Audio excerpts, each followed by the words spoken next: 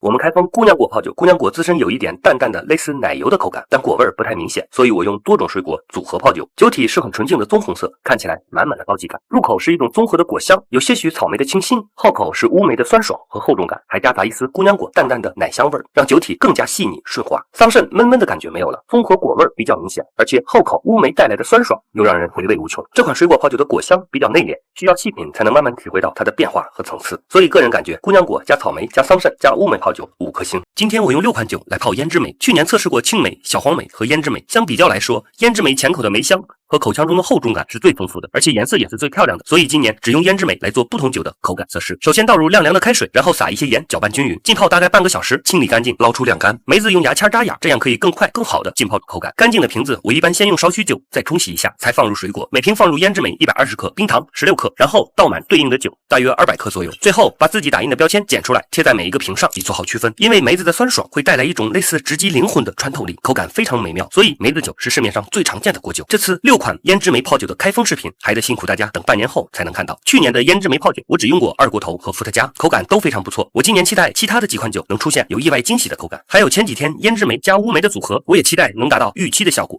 我们品尝黑加仑泡酒，酒体是有点发紫的深红色，入口先是明显的甜味，然后黑加仑的味道逐渐呈现出来，整体既充满了水果的香甜，又不失酒的酒味。